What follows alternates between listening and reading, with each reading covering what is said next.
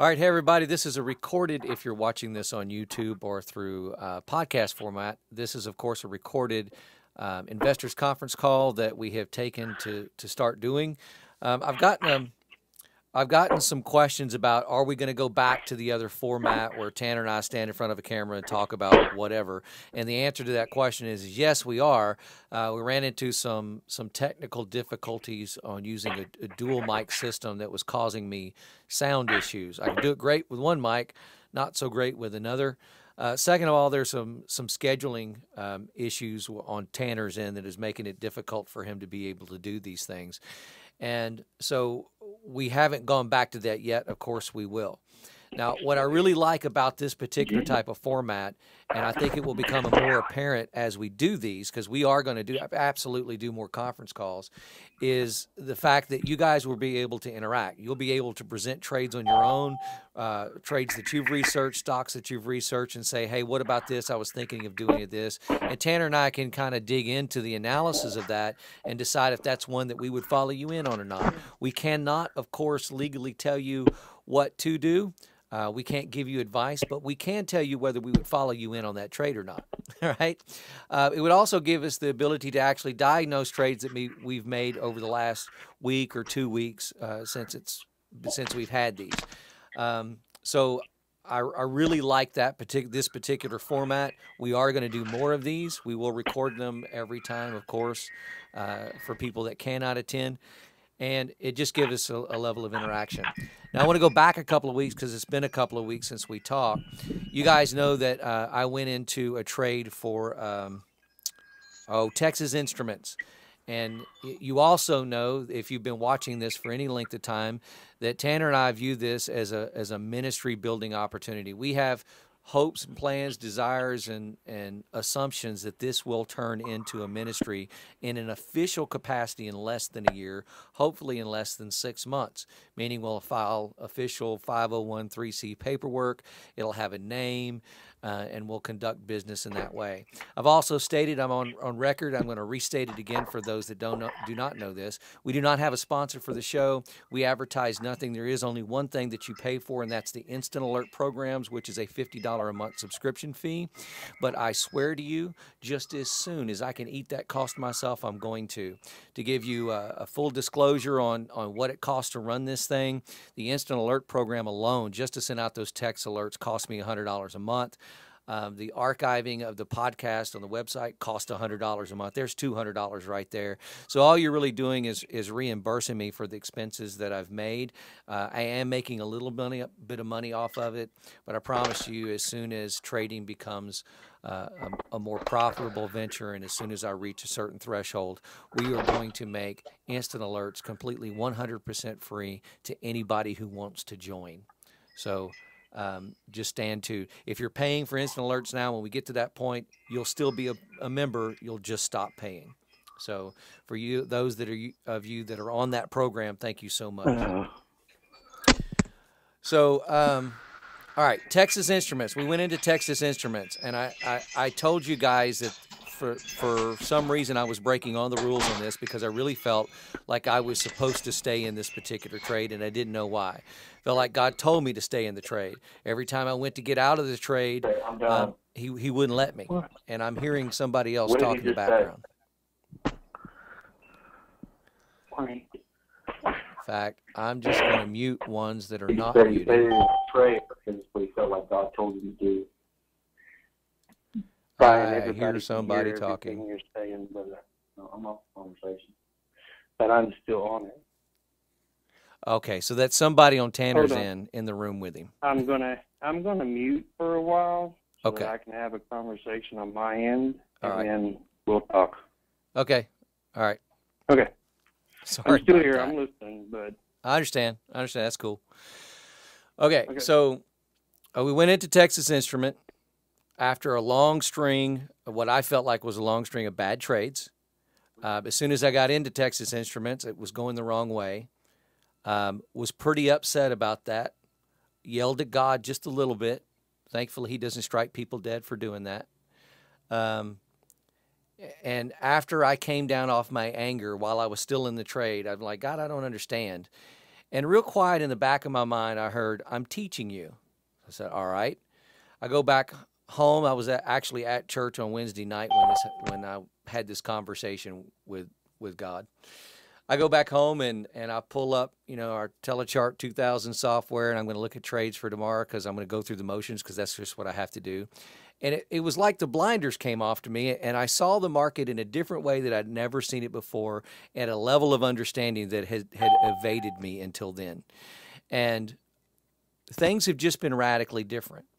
Now, I watched as Texas Instrument went the wrong way for a while, turned around, went the right way for a while.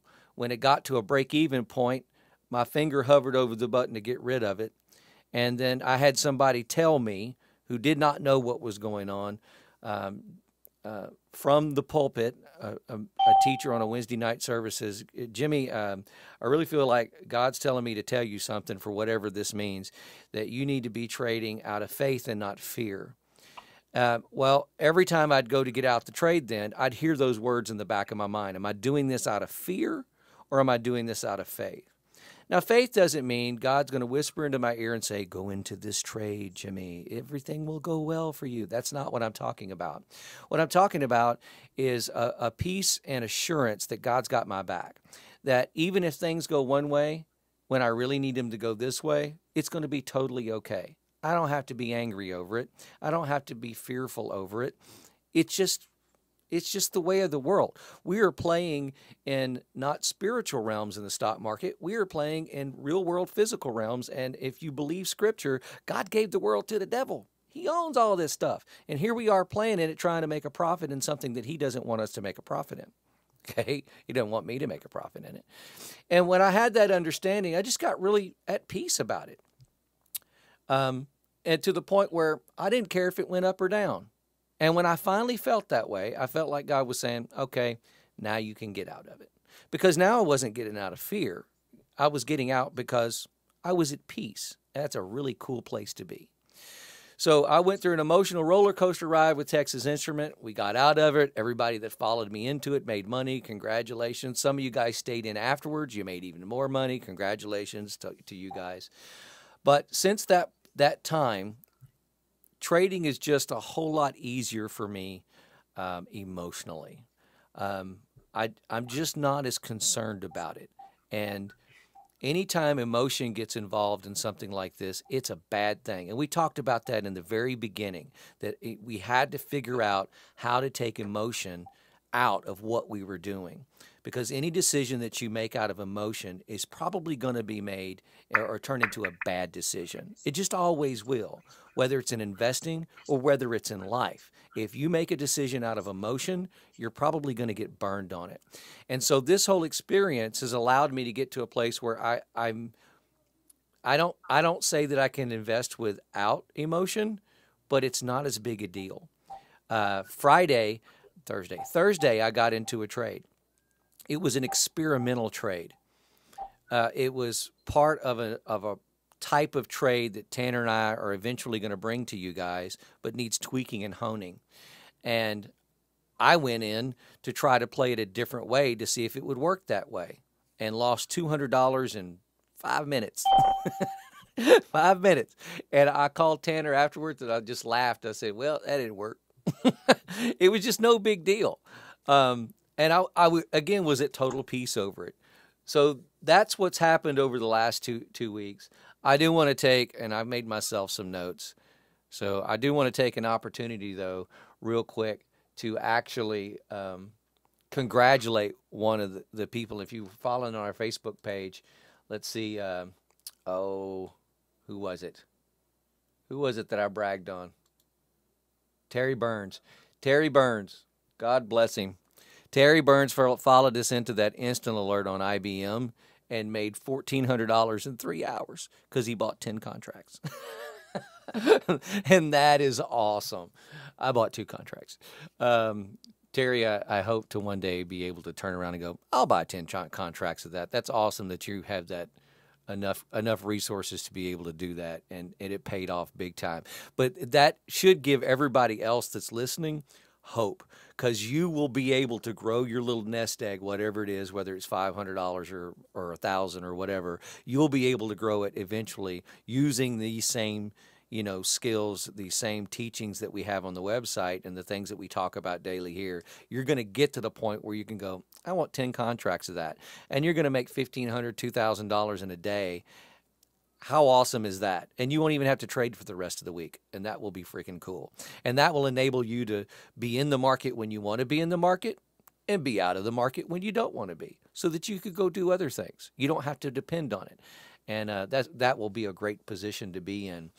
Let's see. So let's talk about 3 different trades. First of all, let's talk about IBM, because that's the one that I got involved in and the one that we put out the instant alert on.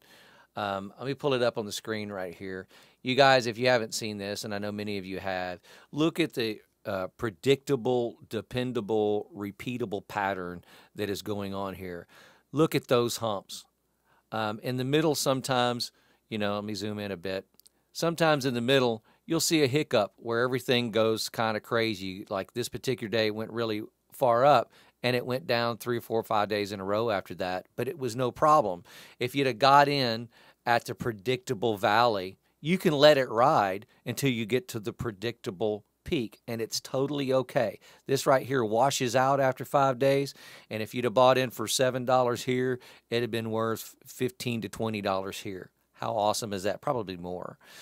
When you get to the peak and you know that you're coming down, you can get into a put play and you can ride it till you get almost to the bottom of that valley, and then you could turn around, let it cycle back up, get into a call and ride it up. That's a predictable, repeatable, dependable pattern.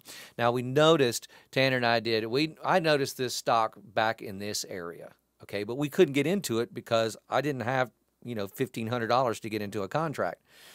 Well, and then the market was kind of going crazy during that time frame. We finally got down to here, and you can see we've drawn a trend line over these 3 valleys. This indicates to us that we're probably going to go into an upcycle now. So where it had been a downtrending stock, yes, we got peaks and valleys, but as a whole, we're kind of going down. Now it looks like we're at the very minimum just going to roll on this plateau, but we think we're actually going to go into an uptrend on it, which means here we are during this last week or so, we're heading in an uptrend.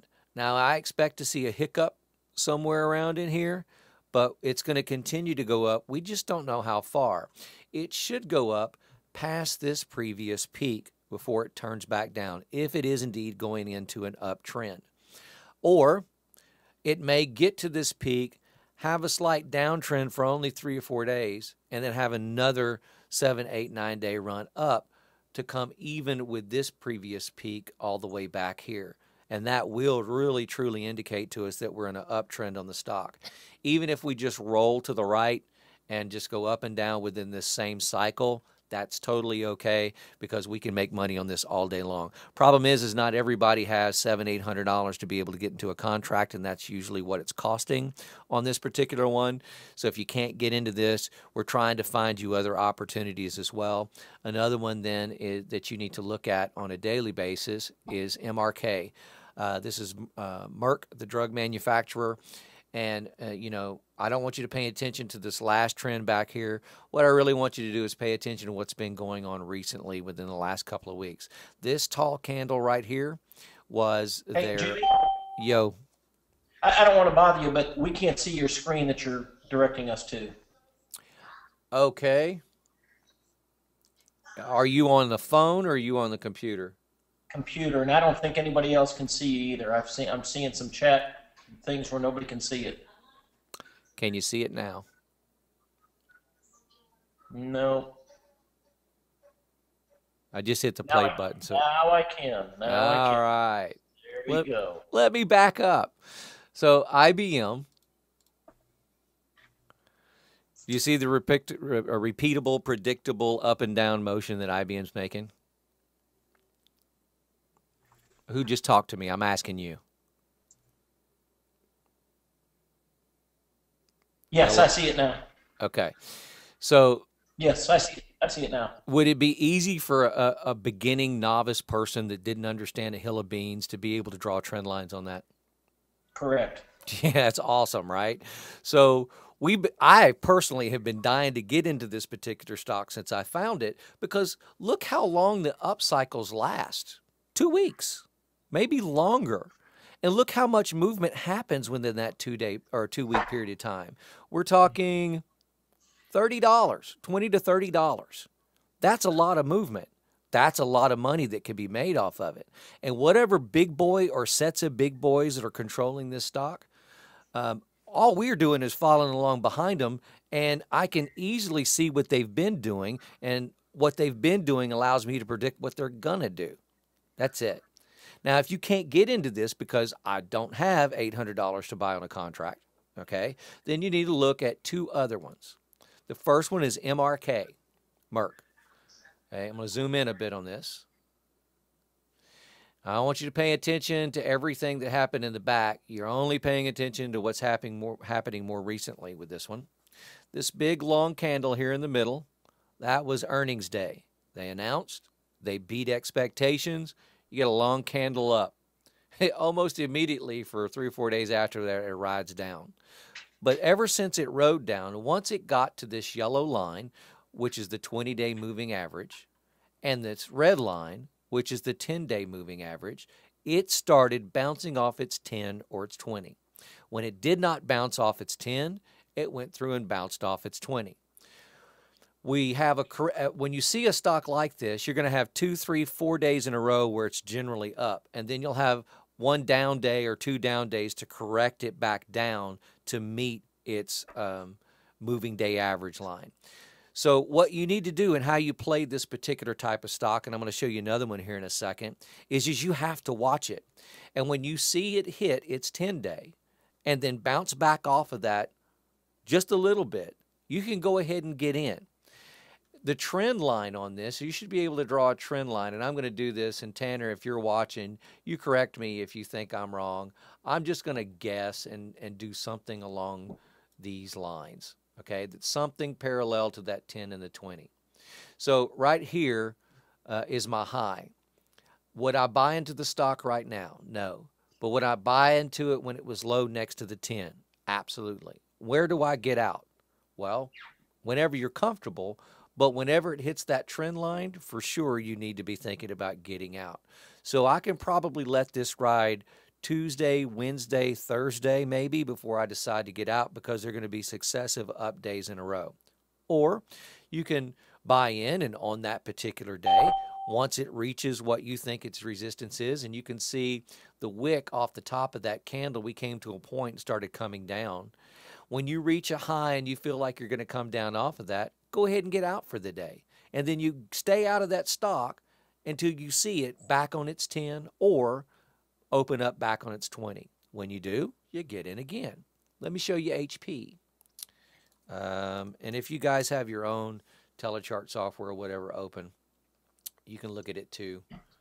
This one has a long established history. Look at the yellow line there and the red line. When it doesn't bounce off its red line, it bounces off its yellow line. So if it's not bouncing off the 10, it usually always bounces off the 20, except for right in here when it came down to that magenta line. That's the color that I chose. That's not the default color, but that's my 50-day moving average.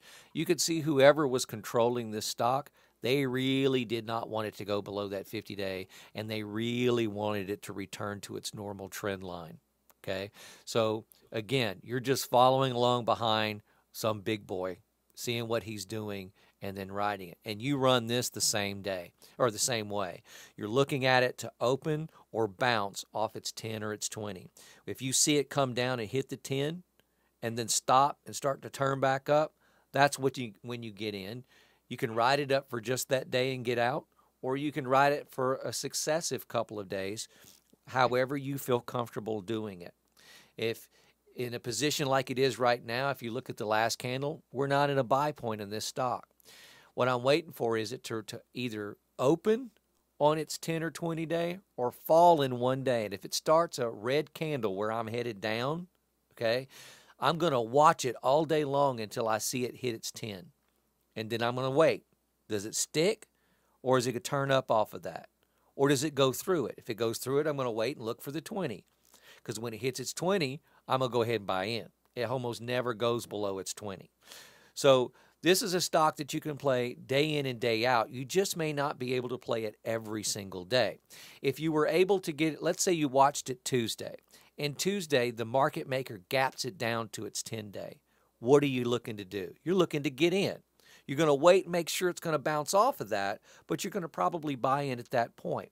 And then you're just going to watch it. If it gets to the top of its little trend line, what we've drawn here, you can go ahead and get out. And then the next day, you may not be able to get in. It may stay high before it comes down. So you may only be able to play this once or twice a week, but it's got a predictable, reliable, and affordable opportunity for you. Affordable because these particular options are $450. MRK is around $350. So if you only have a $500 nest egg, these are ones that you can play. Okay, I'm going to try to get into MRK or HP on Tuesday or Wednesday along with another stock so that I can give people an opportunity, you know, a higher end stock and a lower end stock. I'm going to stop right there and tell you to go ahead and unmute your microphones. Tanner, do you want to jump in on those three stocks and weigh your opinion on those?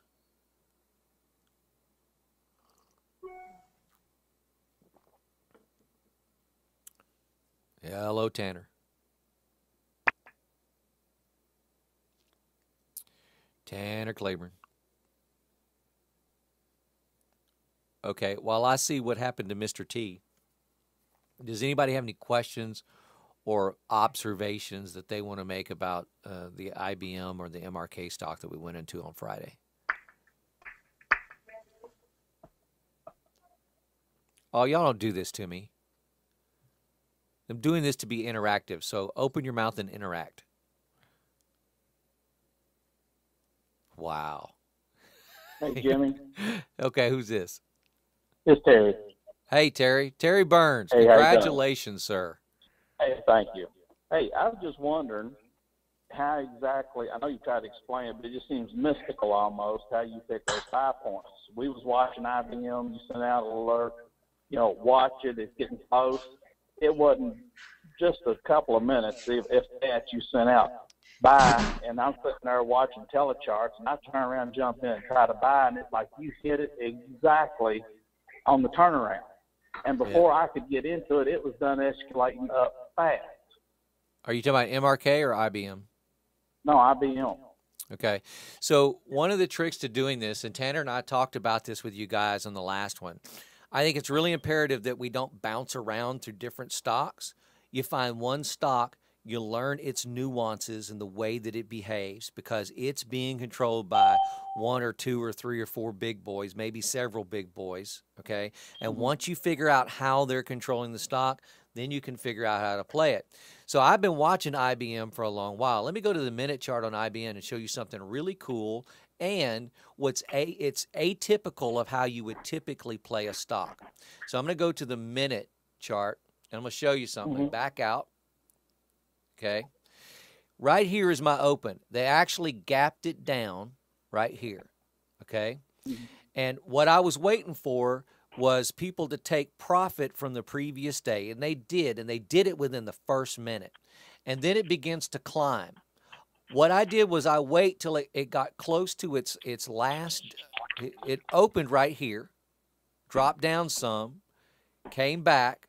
I waited until it got to its previous day close, which is this yellow horizontal line, and that's when I bought in. I never had an opportunity to wait for it to breathe. Remember, we've told you guys to wait for it to kind of dip down.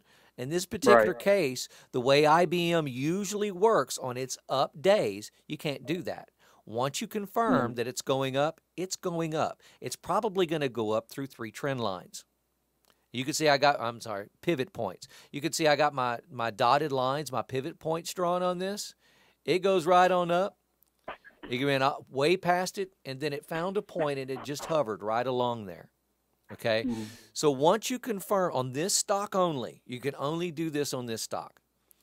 The first rule that we broke is we never get in an amateur hour. Okay, and that's a great rule to follow. Why? Because if you guys have followed any of these stocks for any amount of time and watched on the minute chart, you would see that, sorry about that, you would see that there's a whole bunch of chaos. You'll think that stock's going up, and then all of a sudden it tanks on you, and then it comes back up again. You're like, I don't know what it's going to do. That's what amateur hour does. That's why you don't trade within the first hour of the market being open. IBM's a little bit different. For some reason, it's not being played by a bunch of day traders. This is being played by a bunch of big boys. They know exactly what they're going to do. They get in, they go in early, and they make sure that that stock goes to its daily trading point that they want it to go to, and then they hold it. I'm going to prove this to you, okay? If I can, it's hard to, I'm going to open this up just a little bit longer. Kind of, if you look towards the first, I don't know, 15, 20 minutes, you'll see this really long one. Do you see that? I'm actually on the phone, but I understand what you're talking about. Okay. So what happened during the first 15 minutes of trading is we began to climb. All right? We opened at $181. When we got to $182.80, something happened. This was a point that was, if you were drawing trend lines, became very significant for somebody. Let me bounce out to the daily chart and show you what I mean. Tanner actually pointed this out to me, God bless him. I made it back, by the way. So. Okay. On the daily chart, right here, back on the 17th or 20, what is this? The 21st, no, the 22nd. The 22nd of January, IBM announced earnings, and they did not meet expectations, and the market maker gapped the stock down by $10. Okay, so it fell $10, and so you have this empty gap right here in the middle of its trend cycle. Well, we went all the way down, we formed our valley, we started back up, and then Friday what happened is we got even to that gapped point, okay? And that became very significant to somebody. When the market gapped down, somebody said to themselves, you know, if I can ever wait to this stock to get back to where the same place I bought it, I'm just going to sell it. Fast forward to Friday. It finally gets back to that point, and if you're looking on the minute chart, you can see it happen. If I'd have been watching it live, which I wasn't, thank God, I'd have panicked because it actually tanked all the way back, all that whole $1.80 that it earned, it tanked all the way back down. But somebody on the same minute bought the exact amount of stock, several thousand shares. I'm going to go, let's see, 20,000 shares. So somebody sold their 20,000 shares, but in the same minute, somebody bought 20,000 shares to offset it. That could have only been done by a big boy. So somebody said, when I get back to that previous point, I'm just gonna sell out. They put an order in. They left it open for days, probably, waiting for it to get to that point, and it auto-sold when it got to that point.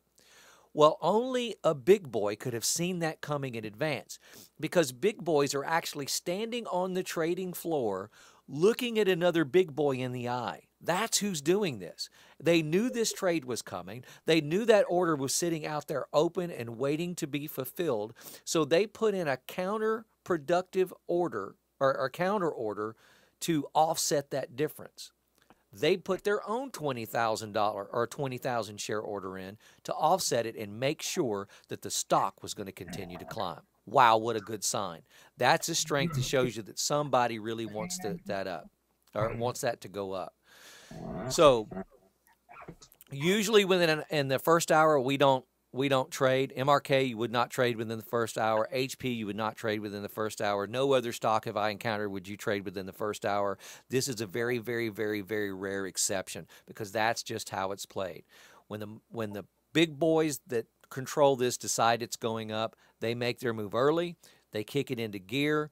They goose it along until it gets going by the rest of the public, and they sit back and wait. When it gets to a certain level, if it begins to plateau off, and you'll see many times where it begins to plateau off, they'll goose it. They'll throw in some more money to keep it back up. Here is several minutes in succession Let me do one that's more recent. So here's one. It began to fall off minute by minute. And when it got to a certain point, okay, some big boy said, nah, I'm done. And they began to pour money into it and give it a goose. It rode, then began to fall off. They goose it back up. And then here in the last 45 minutes of the day is profit taking from everybody, okay? And you'll always see it taper off there at the end. Now, I'm still in a research mode on this particular stock. I don't exactly understand completely how it behaves on a down day, but on an up day, Tanner, correct me if I'm wrong, this is how IBM works. If you don't get in the first 5 minutes, you've missed. You probably missed it, yes. Yeah. But you would not do that with any other stock, would you? No, not necessarily unless I've seen a similar pattern. And because if you take a look at it, it's kind of making flags or stair steps, and really it never really breathed for you to be able to get into it. So it's something either you have to anticipate the day before or be willing to take the risk early on in the market day. So within the first 5-10 minutes of the day, you would want to be in the play and just let it make its move, because after an hour it was over. It still moved up a little bit, but after an hour it had already made the majority of its gains for the entire day. So right. So why did I get out of the stock then? Well, two things. Go back to the daily. It's Friday, and I don't know what's going to happen as far as a news cycle is going to concern. We got a 3-day weekend ahead of us. Saturday, Sunday, and Monday, the markets will be closed and won't open till Tuesday. So psychologically, we don't know what's going to happen during that time frame. I think it's a pretty good idea to not hold a stock through the weekend if you're unsure about what the future holds for Monday, and we don't know. If I roll over to the S&P 500 and I can look at volume, this blue line is my average day volume. And even though we've had, several successive up days on the S&P 500, all of it was on low volume, which means the public's not largely behind this quote unquote rally. All of this was controlled by, big boys moving the stock. The public's not behind it. The public's behind it when you see a higher than average volume. Am I right about that, Tanner? Yeah, it's behind it. And the thing is when you see a really large volume spike, it means everybody's playing, including the big boys and the public. So the psychology behind it is an interesting point, because the big boys, they get the motor running, and then they count on the public for the most part to continue pushing it up. And so that's why you'll see increased movement up, even on days when volume's down. So it's a combination of the two that actually creates the line of resistance, and that's a psychological phenomenon all in itself. But I would continue to play IBM just like that, especially now that it broke past its gap line, because I would think that it would go up as high as its previous high point, at the very least, or maybe even have enough momentum to make a new high point. But you notice that you have at the top here, you have two relatively the same kind of high, the same dollar amount as 1.7, and then as well on 1.17. So it made a double top there. Roughly $190. That's exactly right. And so that's really where you're looking for this stock to end up going. And that is, it's got a long ways to go.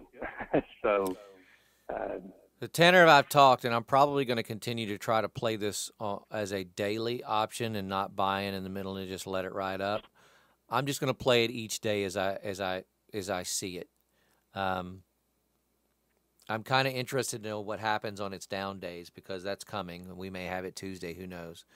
And I'll have to watch that play out a couple of times to get a read on that. I've got a hunch. I've discussed it with Tanner, but I don't want to make it public because it's just a hunch, and we want to confirm how these people are thinking as they're manipulating the stock. But I'm probably just going to play it in the day. I'll get in the morning, get out in the afternoon.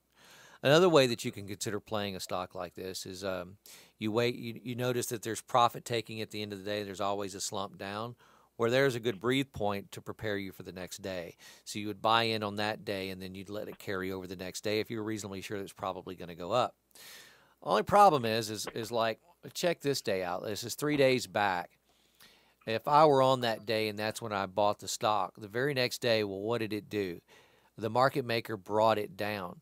So I had to make a $4 movement just to break even again on where my original buy point was on the previous day. And that's a lot of biting my nails, wondering if it's going to do it. Do I need to sell it? Blah, blah, blah.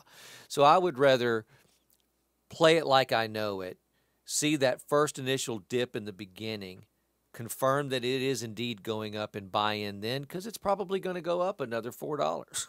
Or, that's just how this particular stock goes. Now, when we get close to where I think the peak should be, I'm probably going to get out and just watch it. I don't want to be in it if I'm not really sure what it's going to do. I really like the stock, but I don't totally understand all its nuances yet. HP, Tanner, talk to him about HP. This is one of your favorites. Yeah, this is one that it's one that you got to watch on a regular basis, and well, pretty much all the time. HP is a 10 and 20 day bouncer. Of course, your best buy-in point would have been back on 211 because it opened down on the 20 day and then moved just past it. And once it moved up above the 20 day again, you would buy it. And this is one of those stocks that you would buy it and ride it, even though it went down the next day. You would still ride it because it never came below the 10 day.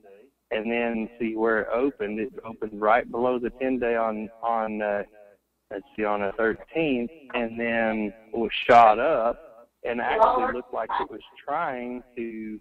On Friday, it looked like it was trying to bounce off of resistance. And so you would play it. That's exactly how you would play it. So now we're just waiting for it to come back down to its 10 or 20 and bounce off of it on relatively high volume, and that's your buy point. I would never really get into a put play on this because it's an uptrending stock. So it's one that you set on the sidelines and watch it do its thing until you have a good buy point. One thing that I've had to learn the hard way sometimes in the past is waiting for a good buy point. Just simply jumping into something at a random time, and then for sure you really do have to bite your nails and just wonder whether you're supposed to get out at the first breath or stuff like that. But on this one, it's so consistent. It's done what it's done while the overall market has gone through a correction, and it's still maintaining its pattern. So I like the company straight. I like the stock. Yeah, I'm hearing and I might not have even said everything I intended to say. The thing is sometimes it's a good idea to sit on the sidelines and just watch what the market is doing. And that's really what I've had to learn, is that I don't have to be in a trade all the time. I can be in a trade, once a week or twice a week, or be on the sidelines watching what the market is doing so that I can have a better understanding as to what's going on. So that leads me to my next point that I'd like for you to talk about, and that's shorting a stock. And it's important, I think, for us to know what the definition of that is because while we're not actually doing it, it's happening all around us, and it's happening in the middle of your trade. Okay, and if you could recognize what somebody's doing with shorting a stock, it can give you it's a predictive nature about what you need to do for that stock. Do you need to get in? Do you need to get out? Do you need to wait? You can also read it in the market as a whole. So before we can talk about using that as a strategy, as an indicator of what we need to do, Tanner, describe what the heck is shorting a stock? Well, think about it. I don't know if you guys have ever gone into a store and they didn't have what you wanted, but you were able to order it. So the store didn't have what you wanted on the shelf, and you went ahead and ordered it, and you paid for it right then. Well, when you're shorting a stock, it's the same thing. You're selling something you don't have. So the store took your money but didn't give you the material. Instead, what they did was they turned around and bought it from somebody else at a lower price than what you just paid, and then they give that to you. So what they did was they made the difference between what they charged you and what they bought it for. And that's essentially what shorting a stock is. Shorting a stock is selling something you don't own, but then later when the price goes down, you buy it back. So if you want to Tanner, see can an you hang on for example just of that, 1 second? Hang sure, on I can hold on. I got somebody else that it's a phone call or somebody on a phone that I've got a bunch of background noise filtering through. Sounds like a television or some music or something in the background. So if you're sitting in a room with some other noise, it would be greatly appreciated if you go someplace quieter. Or I did figure out how to mute on your phone. If you have a mute button on your smartphone, you can actually use it and mute your microphone. It doesn't mute your ends. In other words, you can still hear. Okay.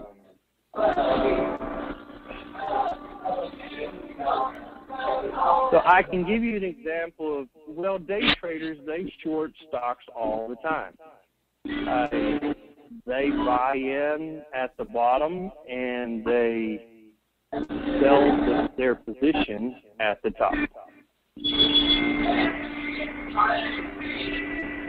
And then at the top, they sell more than what they previously owned. So that causes the stock value to go down because they're flooding the market with supply, which means the price has to go.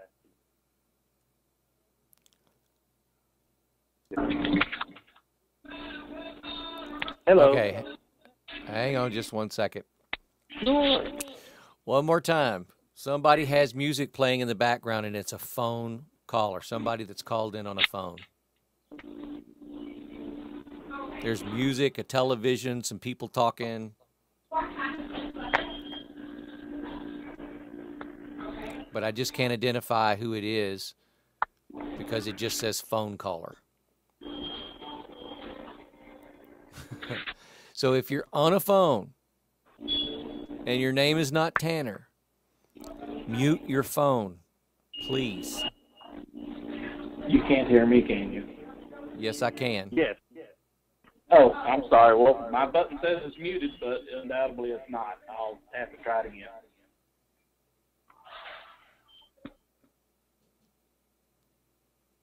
That just got a lot better. Thank you so much. We appreciate that. All right, so I'm going to explain from the top about what a short sell is. Think about it this way, that you went into a store to buy something and they didn't have it on the shelf, but you were able to order it. So the store takes your money right then and They sold it to you at a premium. And then they turned around and you agreed that, you could wait 4 to 6 weeks to get it. Well, they would turn around and order that product that you're wanting from the manufacturer, and they would pay a discounted price for it and give that to you because you already paid. They would give the product to you after they received it. And the store would make the difference between what you paid and what they paid for the product. So big boys, they literally have the ability to sell stock that they do not own. And that's what they do when they're shorting a stock. They're selling it with the knowledge that they will eventually have to buy it.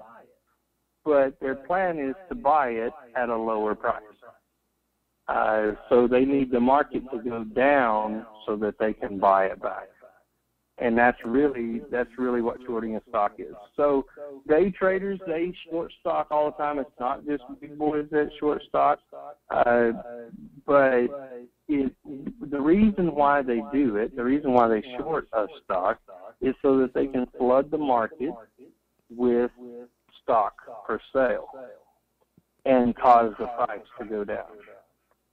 And so most of the time when you're looking at a breath, that's what you're looking at. You're looking at somebody who, even though the stock is going up and up and up and up and up in value, they decide they're going to flood the market for 4, 5, 6, 7, 8, 9, 10 minutes or longer with stock for sale. And the market that's maker, cheaper. That's cheaper than the current going rate. No, it's not cheaper than the going rate, which is kind of interesting. Think about it as the market maker is thinking about it, and I'll explain what he's doing. He sees every order that comes in, whether it's a sell order or a buy order. His job is to match those up. So what he does is he says, okay, well, XYZ, this particular individual, has decided they want to sell, let's say, 1,000 shares just to make it easy. But he has nobody willing to buy it. So what does he have to do? He has to lower the price to entice somebody to buy it. So the market maker is literally lowering the price so that he can clear that order off of his desk until somebody's willing to buy it. So every time he sells something, there's a buyer on the other end who thinks it's a good thing to get into that. So these people they're selling 10, 20, 30, 50, 100,000 shares of stock that they don't own. That's exactly right. And because the market maker has to partner that, he's got to physically drop the price of the stock in succession to entice people to actually buy it. That's right. That's exactly right. Because when do we want to buy something? When it's on sale. So when they do buy it, it's now lower than the guy that sold it. He sold stuff he don't own. Right. So now he buys it at that lower rate to hand it off to the person who actually bought it. That's exactly right. That's sneaky. Yes, it is. Okay. But so how can we apply that knowledge to our daily trading? Well, that's why we look for breadth. Almost all stocks, no matter which one you choose, will have breadth to buy in on. The only time that you don't see breadth is on a really, really, really hot stock. And I've seen it multiple times. For example, let's just say that you knew that somebody was going to treat the gap on IBM for that 1 minute. Treat the gap as a selling point. That's a breadth. And you would use your understanding that somebody was probably going to stand there and sell off once it made it back to that point as an opportunity to buy in. Now, on top of that, when we see the market reach resistance, the whole market, S&P 500 altogether reach resistance, the big boys, when they decide that they're going to turn south, they're going to let the market fall, they're going to sell. They're going to sell every position that they have purchased already, and they're going to sell tremendous numbers of positions that they haven't purchased already in order to drive the market down. So you're looking for, in particular, let's see if I can go back on the S&P and show you an exact example. Let's go to that. And personal. I'm trying to give you an exact day as an example. An exact day as an example would be, let's see here, this day, January 23rd. Okay. See how the volume was so high in comparison to normal days? Now, granted, it's not the 2 million that shows up way back in 1220, but that's an unusual day that we can talk about later. But you see how the volume was so high, it was above normal on that day. But then take a look. Some big boys began shorting stocks on that day. So take a look at the next day, the 24th. See how high that candle is? That means that everything above the average, I would consider it to be actually big boys shorting stocks, selling positions that they didn't have, and making a whole lot of money on the way down. Because they didn't cover those positions. Let's look for the next day that they actually covered those positions. They didn't cover those positions until the 28th. When, I'm looking, 28 is the next major candle. Well, actually, they might have covered them on that day, and just ended up seeing that they had some resistance there on that day. But then turn around and look at the next big sell day and look at the volume on it. Big boys started shorting stocks the day before it did it. I'm talking about the 31st. See how that volume's really high there? And even though it didn't move way down, the whole point is to trickle. When you're short selling, you trickle it out. Why? Because you want the public to buy it from you at the highest price you can possibly get. So you trickle your short sells out unless you want it to turn down, and that's what they did the next day on the 3rd. And so you have successive high volume, one day after another, 3 days in a row high volume. And then look how it went back to normal again. So let's fast forward back to today, and I actually talk about what we anticipate is going to happen within this next coming week. Okay. And that's the 1850 mark on the S&P. We've drawn lines on this countless times for the listeners. I've drawn a line on the screen. It's that white line at the top of my graph. That's the 1850 mark. What do you think is going to happen on Tuesday? Do you think we're going to, prior to getting there, have a sell-off day in order to build momentum? Or do you think we're going to creep up next to it on Tuesday or Wednesday and then see the boys pour everything that they have into it to try to give it above that magical psychological 1850 mark? Well, looking at the S&P and where my previous lines are drawn, it's actually below the S&P right now is below a previous line of support.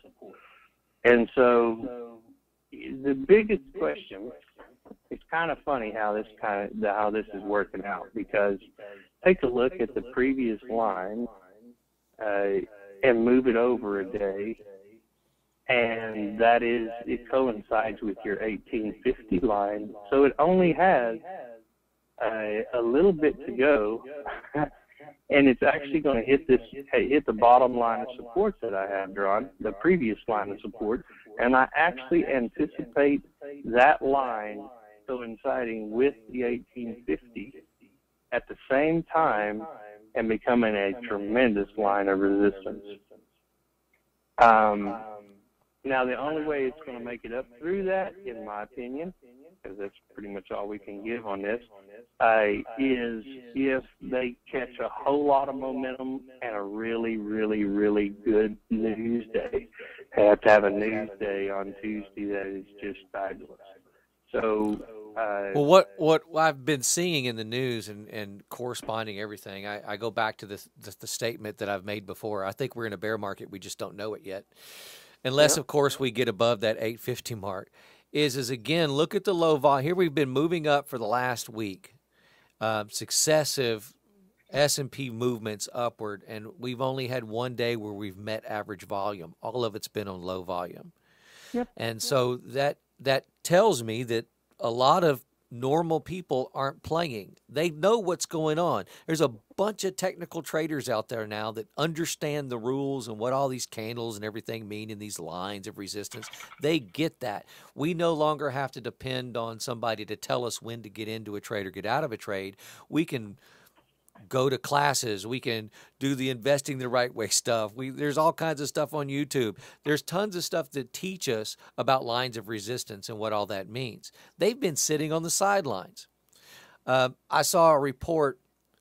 It was on Yahoo Finance, the early part of last week, that said that there were a record number of people that had moved their money over to not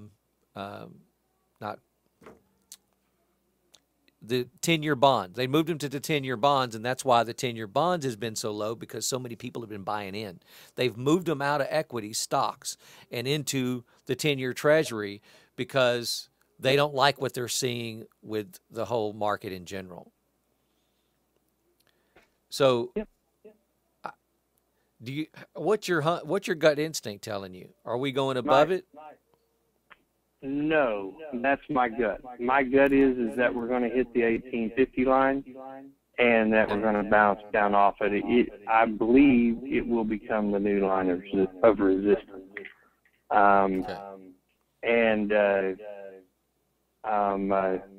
There's all kinds of reasons for me to think that, mostly because whenever a stock, I'm not talking about the S&P necessarily now, but whenever a stock has a correction like the S&P, because you can take stock charting and you can use it on all kinds of things. All it is a picture that represents people's attitudes and behaviors.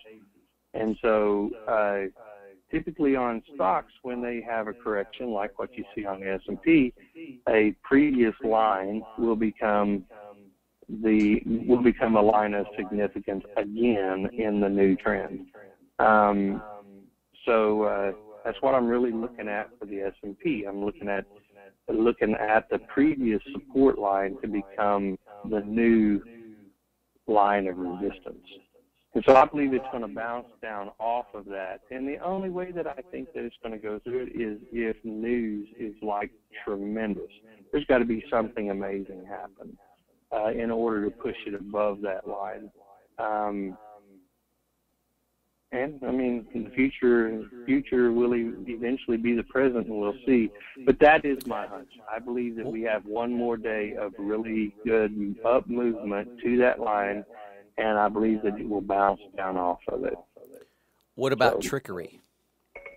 Trickery? And what I mean, what I mean yeah. by trickery is, and they fooled us here on Wednesday or whatever it was. Sure. We think the market's going to go down. We accurately predicted it would go down. It did go down, but what happened is at the open, the market maker gapped the whole S&P down by 13 points. Yep. We Amazing. look at Priceline as being an indicator for Priceline or for the overall market. They turned around and they were at a line of resistance. Somebody poured, $500 million or more into purchases 5 minutes before the market opened, and it gapped over the line of resistance. It opened above the line. It never had a chance to go through it because the market maker gapped it above the line. So could we see some trickery where the big boys collectively sink money into the market moments before the market opens to gap us above that 1850 mark, which would be psychologically huge. I don't anticipate that, not in this situation. Because if they're wrong and the public doesn't buy in for whatever reason, they're going to lose their shorts. They're going to lose their shorts. Because the big boys, they're using the same lines as we are. I mean, just look how good the lines are if you're dragging them across there. So they're using the same exact line. So they see that and they understand that. And the fact is we've had 1, 2, 3, 4, 5, 6, 7, 8 days of really strong upward movement. I know we had a couple of days that it was down, but you see the movement. Eventually, you have to be in a position where you're going to take profits. And as technical traders, anybody who can draw lines is looking at this and going, "Whoa, okay, well, there's more than likely what this is going to do. It's probably going to hit the 1850 line and bounce down off of it." Because it corresponds with the previous trend. So I don't think the market maker will gap it above that line. If they do, be in an up play. So, because if they do, then it's going to continue going up, and we will need to establish brand spanking new trend lines based off of that. So we'll see. I had a question comes in that says, Jimmy, talk about breadth, please. I think we've done that before. Let me pull up a different stock. Let's look at MRK on a minute. MRK on a minute. Okay, so Glenn, as you're looking on the minute chart that I have on the screen, you can see that every one of these candles represents 1 minute of trading on the day. And so what Tanner's talking about breathing or short selling, let's just look at this particular 10-minute time frame. We went up, we formed a peak, but then we went back down. That going back down is what we refer to as breathing. So once we reach a certain peak, and this is usually accomplished by day traders, they will turn around and sell out of their positions or short sell their positions by flooding the market with sell orders. That causes the actual stock value to drop in value. And when it reaches a certain point, they start buying again. And you can look, there's a successive, 10-minute run of buying until we go back up to the same peak, and then they short sell again and they go down. And that's breathing. So when you're looking at a stock and you're trying to figure out when you're going to go in, well, let's say you know that you're going to get into MRK. Okay, well, I want to wait for it to breathe. I believe it's going to move up. It's bounced off a line. It's established that it is moving up. That's great. It's moving the direction that I want it to. I don't just jump in with both feet yet. I wait. Okay, then there's the patience thing. I have a problem with that. You wait because it's probably going to stop. Somebody's going to short sell. The stock will fall back down a bit, and when it falls back down, that's when you buy in. You don't want to buy an option as it's steadily increasing in price if you can help it, because you're not going to get it for a good value. As it's dropping, that's when the value steps in. Now it becomes a better value, okay? Because everybody and their brother is buying in while it's moving up, but everybody's selling out of it when it's moving down. So you want to buy out when everybody else is selling out, because then you pick it up for a great price. Did I explain that right? Yep, perfect. Okay. Now I want to field questions about whatever you guys have about. I know there's been some business questions that have come in via the email. We've got those business classes, but they're still not quite clear on taxation or maybe registering in a different state. If you got questions on that, we'll take them. If market tone, we've kind of talked about market tone. It's becoming, the more I play with this, the more easier it is for me to ascertain what's going to happen on the day. Not that I'm an expert, but the more I immerse myself in the overall market, the easier it is for me to pick up on what's going on. One thing I will tell you, and this isn't always 100% accurate, on futures, when you're looking at futures, if you log into finance.google.com or money.cnn.com, they'll tell you what pre-market trading is doing before the market actually opens. And if you're an hour out and you're 10 points up already, your market's going up. If you're 10 points down, it's going down. If you're somewhere lower than that, ain't no telling. That's usually 100% accurate. Not always. It's probably 90% accurate, I guess, if I'm going to be honest. So very rarely are you up 15 points going into the open and then the market tanks. That usually doesn't happen. It does, but not very often. So does anybody have any questions so far about anything at all?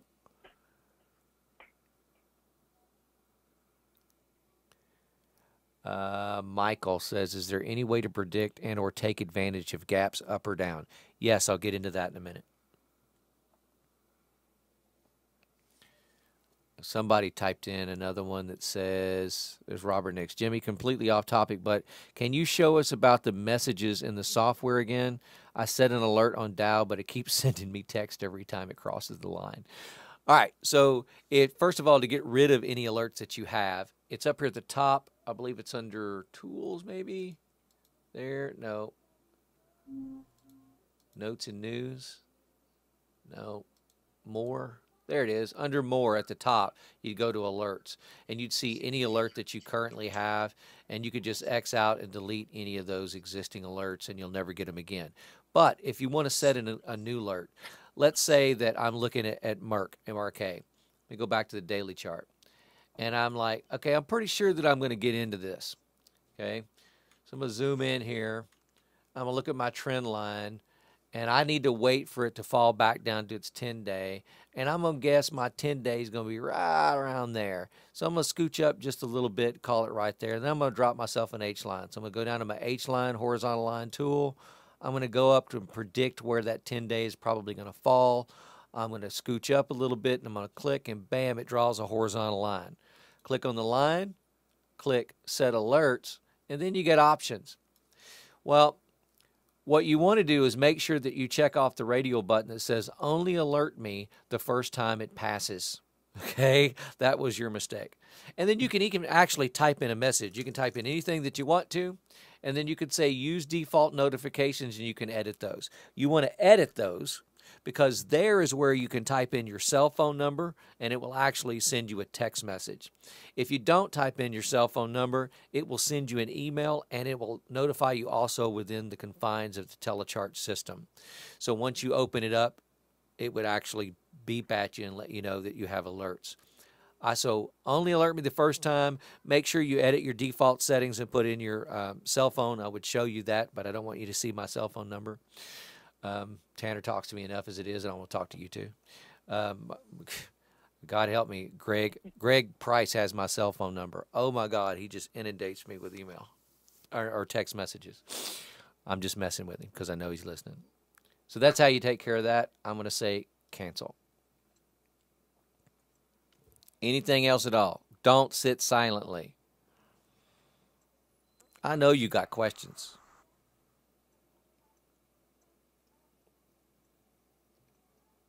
This is going to be a short call if you don't ask questions. Does anybody have a trade they'd like for us to detail? Maybe a stock that you've looked at on your own, and you want to know what we think about the stock. You know, when would be a good buy point? Is it a good company? Is it making a predictable pattern that we like? Anything like that. Wow, okay. Hey, Jimmy, this is Mike. Hey, all right. Awesome. Hey, Jimmy, this is Mike. Yeah. Hey, I was looking at Starbucks. S-Bucks. Okay. Now, the way I was looking at it, the last couple days, it looked like it had turned down. Of course, then, for 2 days it went up. Does it look like a good put play? That's what I was looking at it as a good put play. Well, if you look back 2 weeks ago, we had an established trend where it had turned into a downtrending stock because they announced earnings and it missed. and it fell within a parameter of movement that was predictable and repeatable. And then somewhere along their lines, it went right up through that predictable repeater pattern, and the pattern broke. And our philosophy is once a pattern is broke, you don't look at it until it reestablishes a new pattern or falls back into the same old pattern. So right now, we don't know what that new pattern is. Yes, it broke out of the trend and went up to its 50-day moving average, kind of bounced out, and it's been bumping up against that 50-day moving average for 4 out of 5 days. Okay, what is it going to do now? I got no clue. It could, after bouncing up against that 50 enough times, decide, okay, well, I can't get past it, I'm going down. And that's my hunch is it's probably going to go down.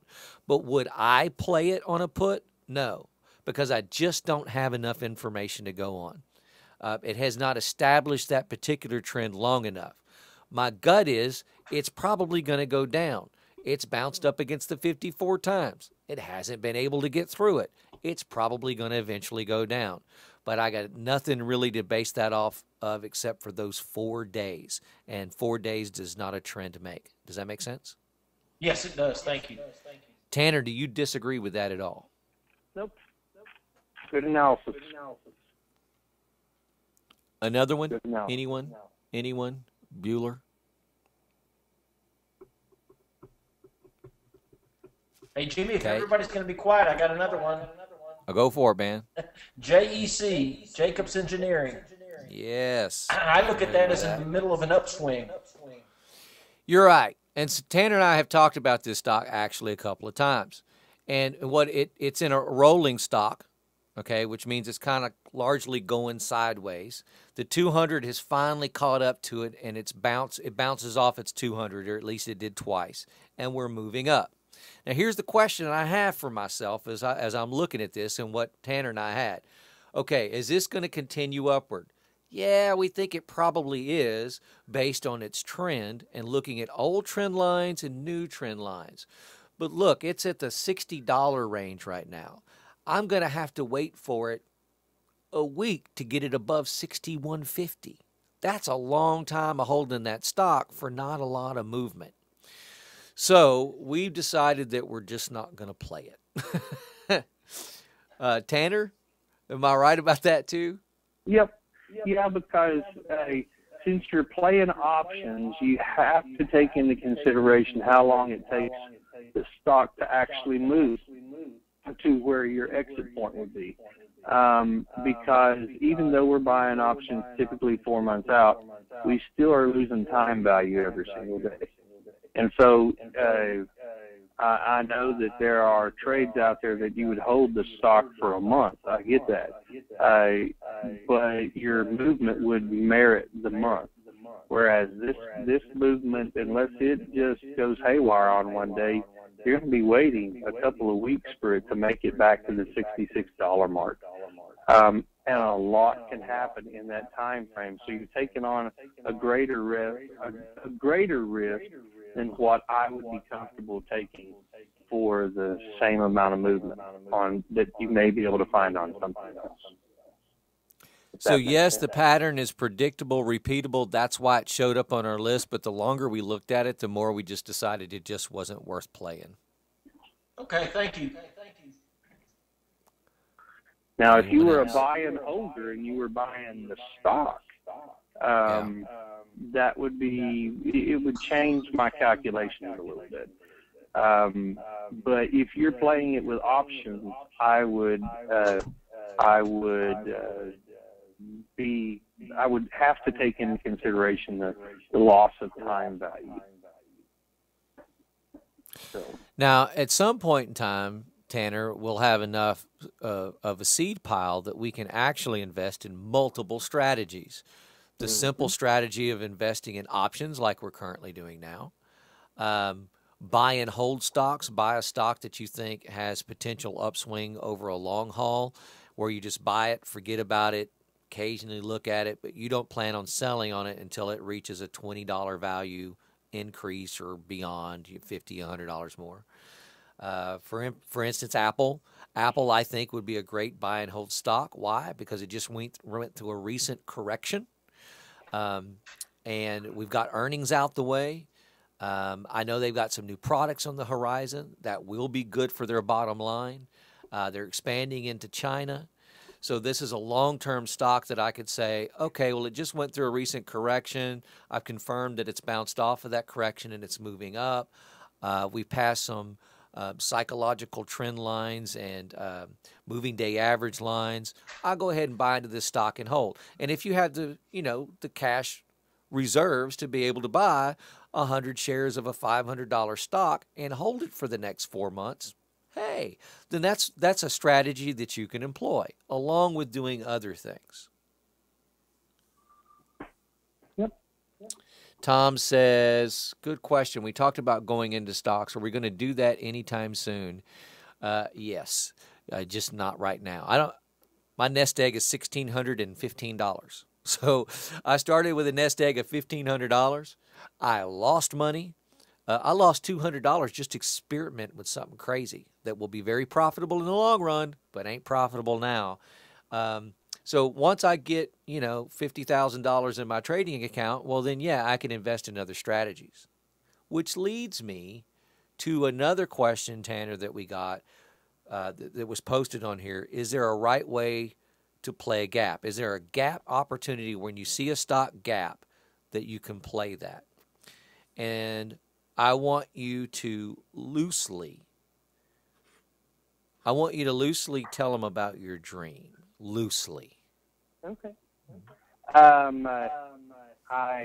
been spending countless hours just studying the stock market and studying stocks, and it tends to go over into my sleep. I rest, but a lot of times I wake up with ideas that I then turn around and want to experiment with. So I'll turn around and paper trade them. And so what if, and this will be mostly what I'm going to say about it. What if you knew that a stock was going to gap, but you didn't know which direction it was going to go? What if there was a way that you could be on the right side of that trade automatically?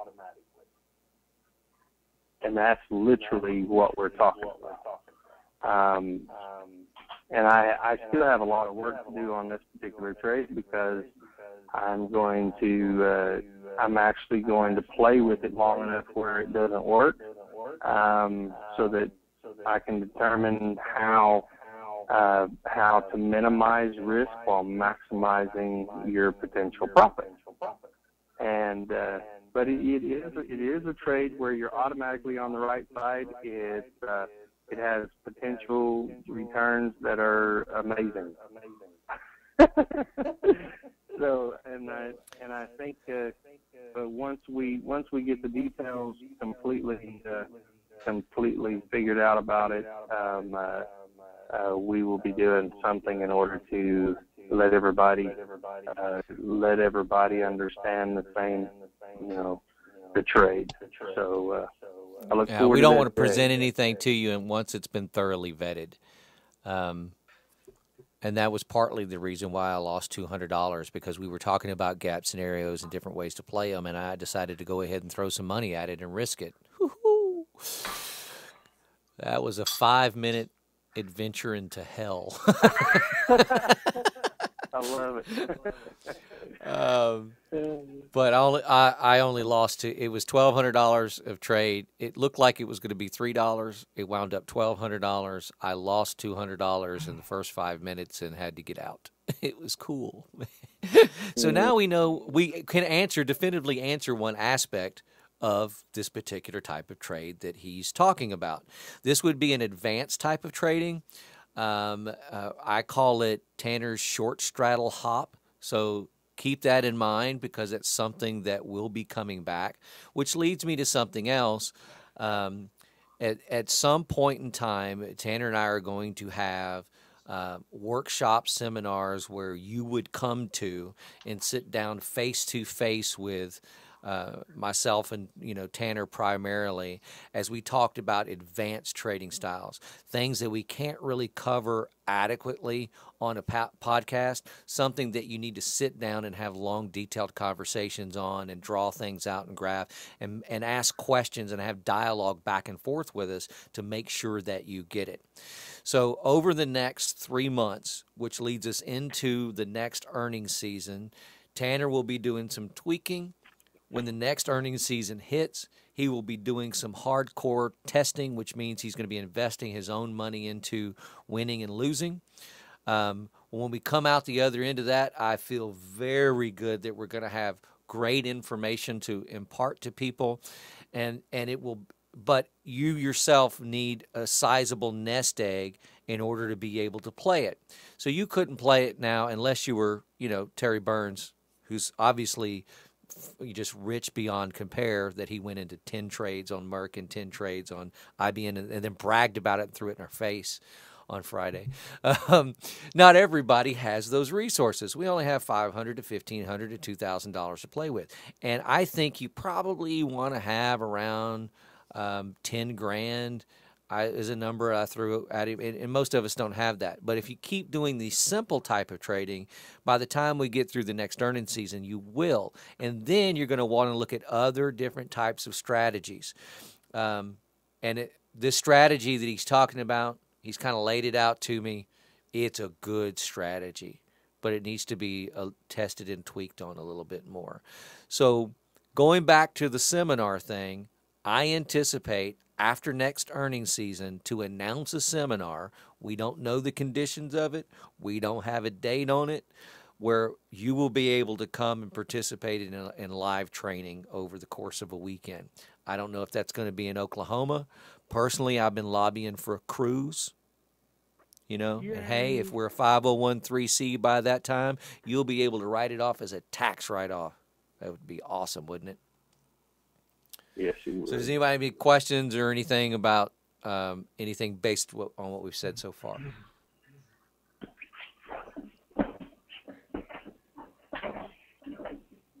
Okay, well, I guess that's it. I guess we're done.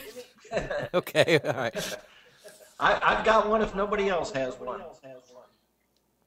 Go. Can I lay out kind of my strategy as how I see it, as what you've presented so far, and it's very fluid. But can I do that? And then it might lead into another question for your 501c3 or whatever. Yeah, sure. My strategy, I see it as kind of either buying or selling 1 to 2 option contracts a day. So at any given time, I'll have 10 contracts, letting them percolate. Aside from the IBMs where you might have them for 2 or 3 hours, but letting them percolate for a couple days. So any given time, you're selling 1 or 2 contracts or 1 or 2 options per day, but you're getting into something else, and you're creating that, using that as an income. Is that a viable strategy? Well, I'm going to give you my 2 cents on it, having done this just enough. You understand, I'm very fortunate that I can sit in front of this computer at this desk with my 2 screens all day long without answering to anybody else other than myself, my wife, and God. How flippin' awesome is that? It's a very unique, blessed opportunity that I have. And I can tell you that what you're saying will be so mind-boggling stressful that I don't think you can handle it. And now, if you've been doing this for 3 or 4 years, sure, I think so, okay? Especially if you had help. If your spouse became involved in it and she began to learn the process and she could keep an eye on some things, then that becomes easier for you to do. But personally, there's only a couple of different things that if you were going to be just doing options, I don't think you need to be involved in more than 1 or 2. Just double up on what you're in.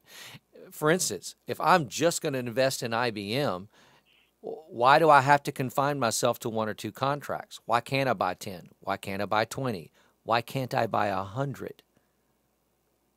Then I'm maximizing my resource into one thing. It's easier for me to control and micromanage.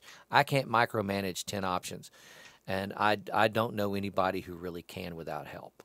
Tanner, do you disagree with that philosophy? No, in all truth, a one or two option or one or two, let me get this, one or two stocks is all I would play at any point in time.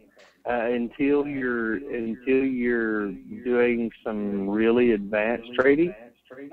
Now, doing what you're talking about as far as creating an income stream, there are ways of doing that, and it sounds to me like you've really thought through what you're talking about, where you would be getting into and out of different stocks and just or different plays and holding them for a couple of days and then cashing out. And the only thing that right now we're in a very weird market. There's where trades should probably only last 1 or 2 or maybe 3 days at the most. Why? Because there's so much uncertainty. Now there's going to come a day when, hopefully very soon, please Jesus, where the market is a little bit more predictable. Okay. And then you're going to want to get in at the best buy point on your stock trades and just simply let them ride their way out. When you get to that point, you're not going to want to get in and out of it, every single day or every other day or create an income stream that way.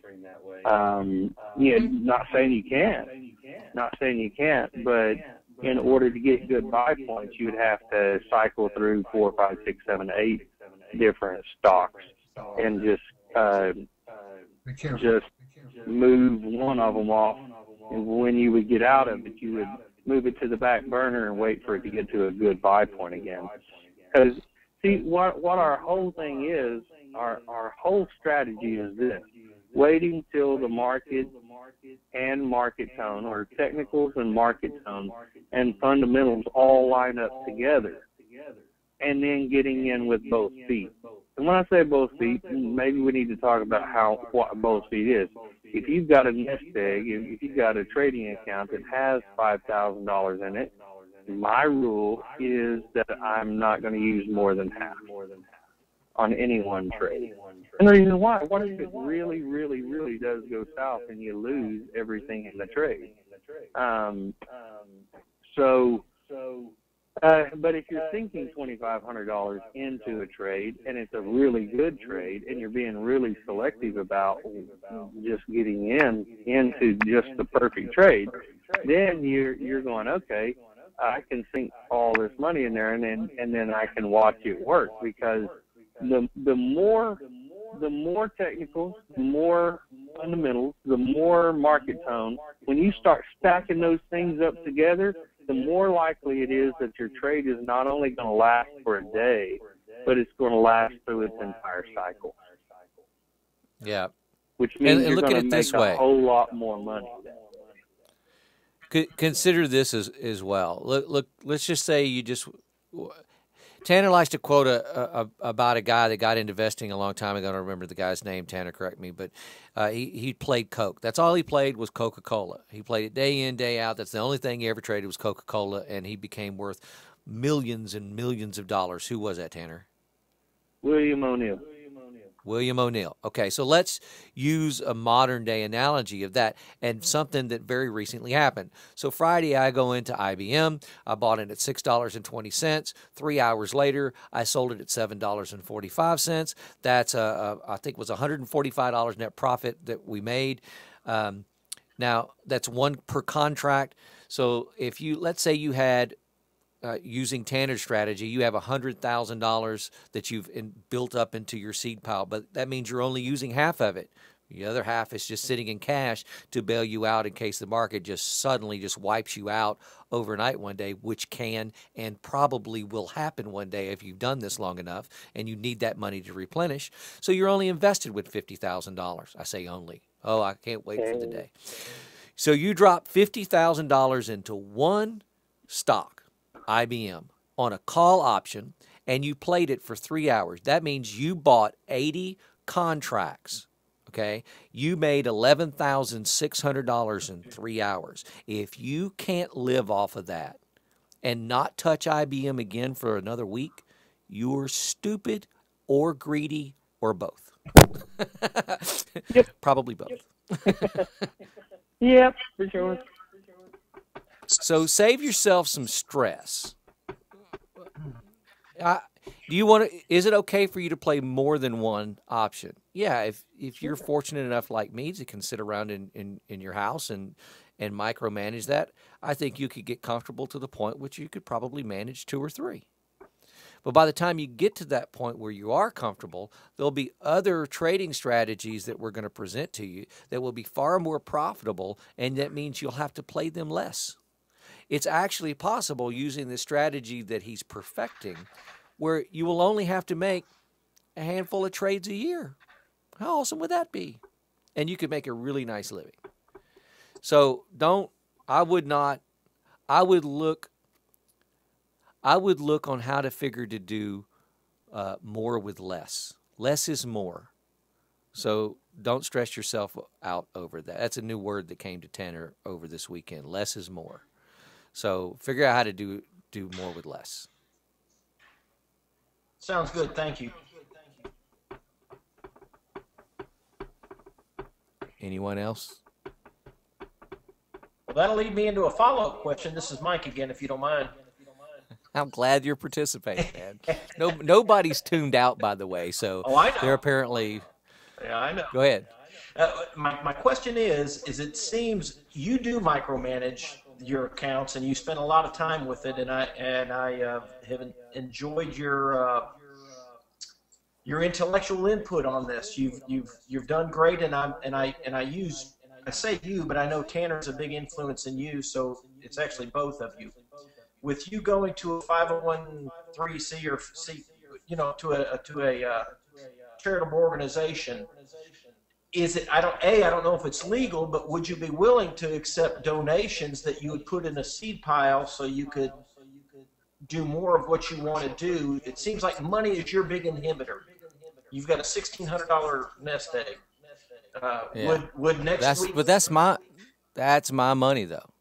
Okay, so the purpose of the 501(c) means that I can have a charitable organization for this investing the right way thing that we're doing, and it becomes a ministry. Okay, because Tanner and I feel pretty strongly that the only thing that we want out of I'm losing money on this podcast. I'm losing money. I'm losing time on this podcast. Why on earth would I do it if I have no intention to make any money of it? Because I believe that God revealed something to me about the future of our country and the world in general. And it put me on red alert. And I'm doing everything I can in my own life to change my spending habits, because every single one of us that's on this call right now has some very bad habits. If we're really truthfully honest with ourselves, we've got some bad spending habits, okay? I'm actually doing this almost out of desperation by what I think I've seen in our future. If I'm totally wrong, then all of this effort will mean that I've empowered people, Tanner and I, and an unnamed third party who's barely understanding that he's even involved yet, will be empowering people to radically change not only their current existence, but the existence of their children and their children's children and their friends and their family and their friends. It'll have a ripple effect that will bless people, whether they believe like I do or not. I don't care. Okay? It will give people an opportunity to prepare for a very uncertain future. And I don't want to get into politics. I really don't care what president is sitting in the Oval Office. I don't care what color his tie is, what color he is, whether he's a donkey, an elephant, or something in between like a hybrid. I really don't give a rip, okay? I think that this country has made some financial decisions that have put us on a disastrous course. And this is an opportunity for you to prepare for that disaster. And I look back to an analogy of Daniel. I think it was Daniel, who wound up in slavery, who was a Jew that wound up in slavery and in prison in Egypt. And God gave the Egyptian ruler, the Pharaoh there, a dream that he couldn't comprehend. And so Daniel then was given the opportunity to interpret that dream. And even though Pharaoh did not believe like he did, nor did anybody else within the Egyptian kingdom, and probably most people in the known world, many people did not believe like the Jews did, okay? They did not worship that God at all. But because of Daniel's faithfulness and because of Daniel has given the opportunity to decipher a dream and see a disastrous future for them, everybody was able to prepare for that. And that's all I want. I want to be a modern day Daniel, okay? I don't want to wind up in prison. I don't want to have to suffer the things that Daniel had to. I don't want my brothers to beat me up and leave me in a hole, okay? But to be able to be in a similar position, to be able to be involved in radically changing people's lives is a great, great thing. And that's the only reason that I'm doing that. Now, would I accept money out of it? Only if I can turn that money into a gain for other people. I don't need reimbursement for everything that I've done. And like I said, as soon as I can eat the cost on my expenditures, I'm going to do it. We're going to roll this over to a 501(c). But what it will enable us to do is if you set up your own trading accounts as a business, like we've detailed for you on the website, like Tanner has been gracious enough to spend the money. He's got a business partner that's involved with this too. They have spent money that you don't have to empower you so that you can do the same thing. Set this up as a business, and then when we do these training seminars that will actually cost money, especially if we do something like a cruise, you can write it off as a tax expense. Okay, write the whole cruise completely off. Your airfare, all the food that you had while you were on your trip, the cruise itself, and you can learn something that will benefit your family and everybody else that you know. Tell everybody you know about it. I don't care, because we're not trying to make money off of it. We just want people to be financially given the opportunity to be blessed and to do greater things in their own. If there's a ton of great people out there, whether they believe like me or not, and if they were financially able to do so, they would do wonderful things with their money. Not just buy new cars to sit in their driveway, not buy a new house and a new driveway to set them in. They would actually do great things for the world in general, whether they believe like me or not. And I want to be able to be involved in empowering people to do great things in their own community and their own lives. Thank you. Amen, Tanner? Yep. Amen. So we're not doing this for money. I promise you. But let me ask you this: does anybody not believe that this country and the world in general is financially on a very bad course that can only end in disaster? Does anybody not believe that? I hear nobody saying a peep. How many people, unmute your microphone. I want to hear it one time. How many people believe that we're headed for a financial disaster if something radical doesn't change? Amen. And we're all there. Amen. I agree, Jimmy. We are. Agreed. So Great. that's all we're doing is we're just trying to avert disaster. That's all we're doing. Another question. Go for it. Okay, on IBM again. I believe you said earlier that it's kind of different than everything else. You said basically in that first 5 minutes that it is set its course for the day, either up or down. Yeah. Yeah, So usually. what I was thinking about there then is you said you can try to watch what they're doing before it actually opens. Usually it'll trend up or down. But it has generally been in an upward trend. Naturally, sooner or later, we'll hit a downward trend. What if you just jumped in right on the first? That would be the ideal situation, Terry. Considering that it has been on an upward trend. Then in the first 5 minutes, if it turns bad on you, jump out for the day. Do it again the next day. Absolutely. So I mean, you'll have a once- loss, but there you should have more wins than losses. Absolutely. Yeah, no, I totally get that. And there's so few stocks that you can go on cruise control with, but this is one of them. As when we go into a bear market and we have our massive correction like we so desperately need, and we then go into a new bull market, you'll have many stocks that behave like this that you can just go into cruise control on. You see the pattern. You got in down there at the valley. You bought in on it on a call, and you know where the next peak is going to be, and you can just let it ride there for 2 weeks until you get there. That is honestly the ideal situation. And IBM is one of those stocks. However, we're on a new trending cycle in a very uncertain market. The overall S&P, if it tanks, can still drag this stock down. So I'm choosing, at least for the moment, to play this stock on a daily basis. I'm going to go in, and I'll get out. I'm going to go in. I'm going to get out. How are we going to end up on the day trading part on that? Oh, as long as, okay, so if you go into a stock, what he's talking about, if you go into a stock, get out of the stock, and then go back into that same stock, and then get out of it again, that's called day trading, and you get flagged for day trading. That's only if you you can do it only in the day same trade. day. Only in the same day. That is correct. And you could get away with that once you have enough money in your account. If you have $25,000 or more in your account, you can day trade to your heart's content, whether it be a stock or an option. Nobody cares. But when you don't have that, then it's considered day trading and you get flagged. Am I wrong about that, Tanner? That's right.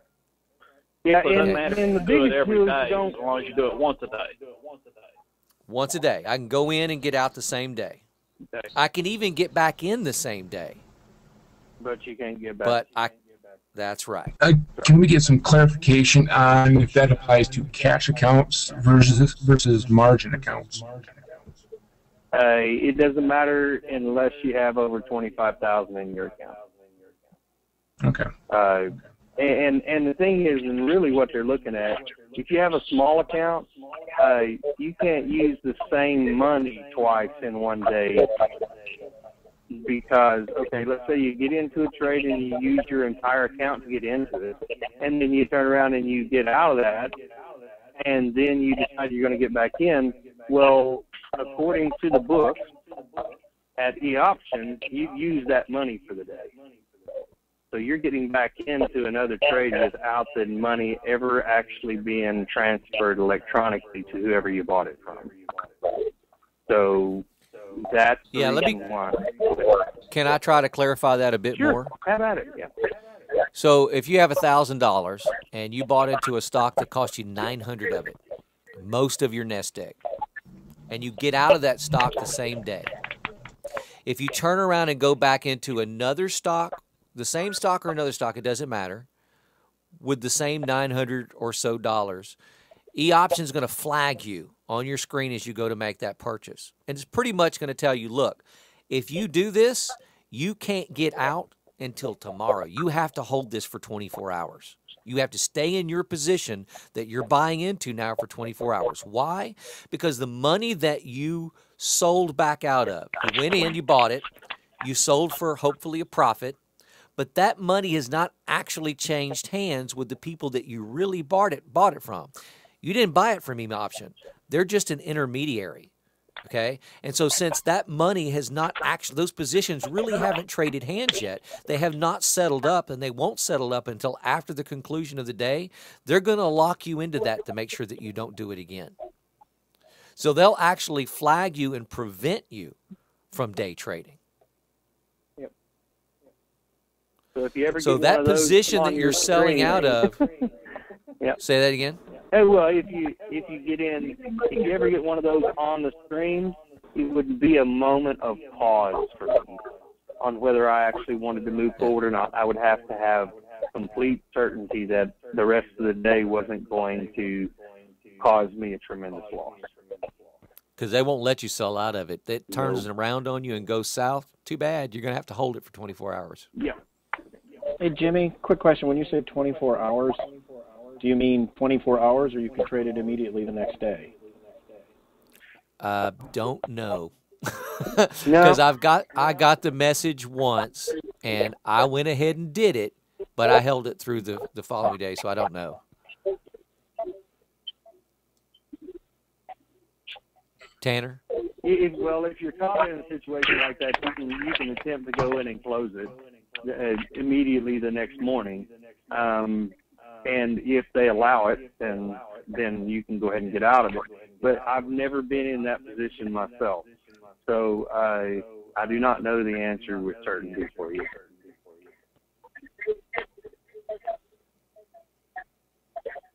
Yeah.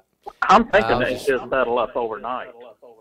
Just I think they probably do. From using the money, and then the next morning it's back in there again, like they have settled up, which is extremely better than like E-Trade.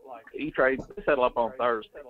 So if you buy something on Friday and you sell it on Monday, you don't see that money again until next Thursday before it's available again. Wow. Wow. That really puts a strain on things. Wow. And who was that? That was E-Trade. I did not know that. Yeah. Well, thank you. It's okay for stock. It's okay for stocks that you want to hang on to for a while, but it's no good for options. Okay. Does anybody else have anything else? Hey, Jimmy, I got a tax question. I don't know if it just came up because we were at the accountant yesterday, and one of the questions that was asked is if you've done any call or put options throughout the year. Is it taxed at a do you know why that would be a question that the accountant would ask? I have the answer it to falls that. under. Okay, go ahead. Unless you want to answer, Jimmy. No, go. The reason why he's asking is because if you have not established yourself as a business, you actually are taxed completely different. In other words, they treat it as a hobby, which means that if you haven't traded continuously throughout the year, they're not going to treat it as a business at all.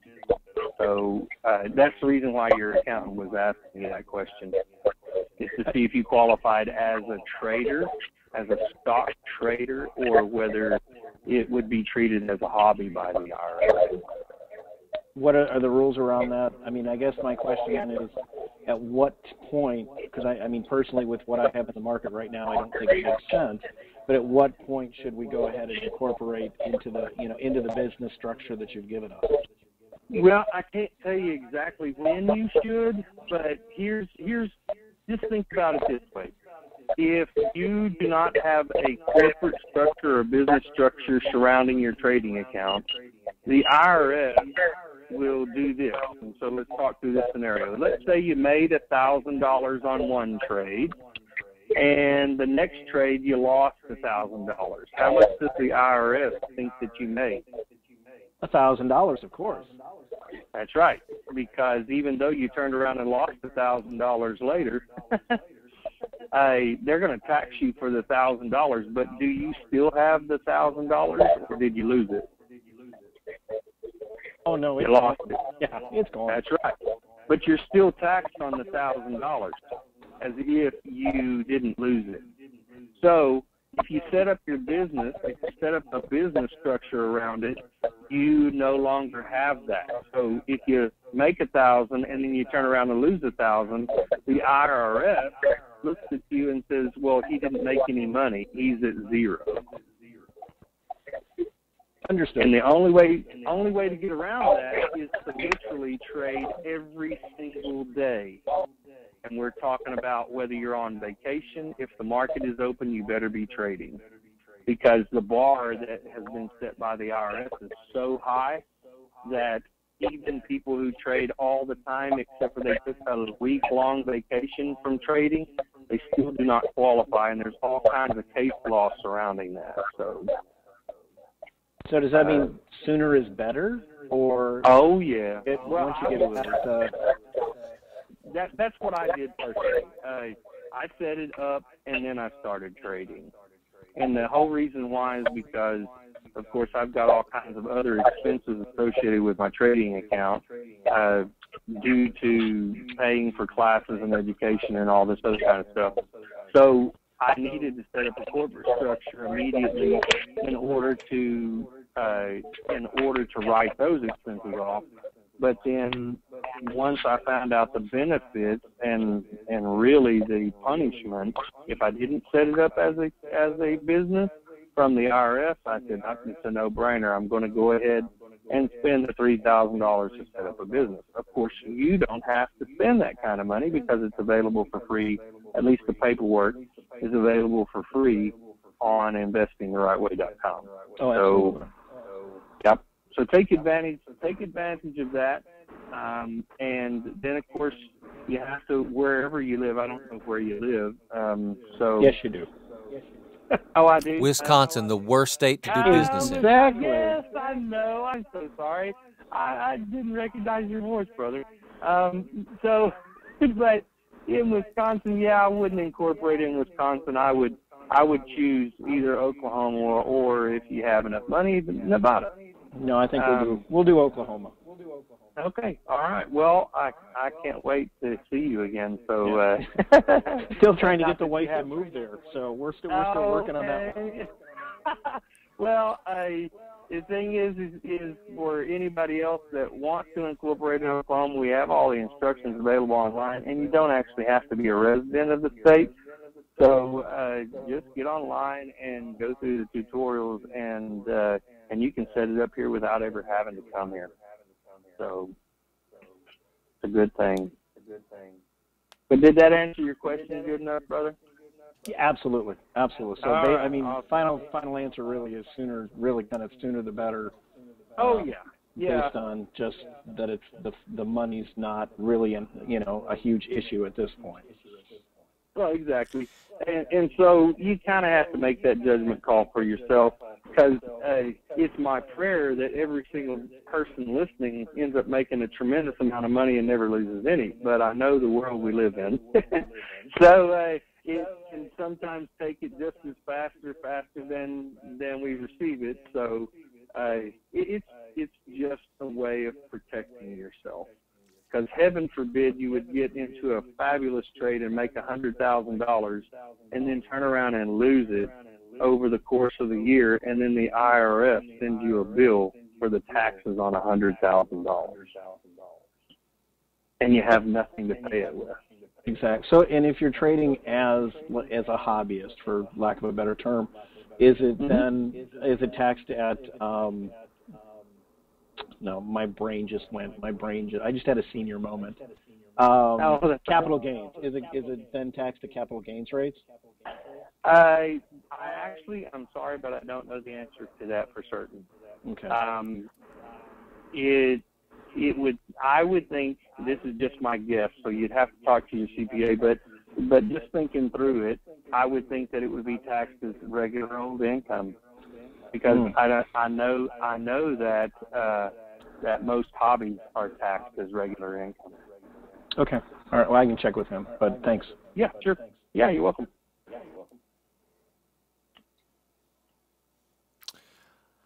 Okay.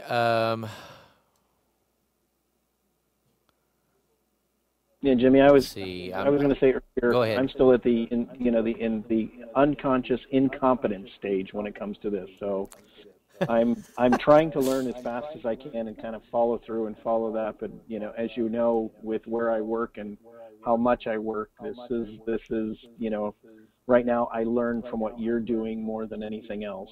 So I just hope to learn faster.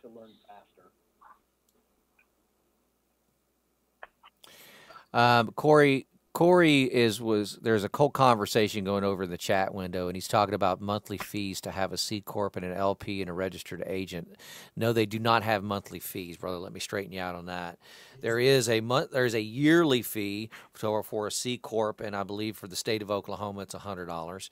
There is a yearly fee for a limited partnership. That yearly fee is $50.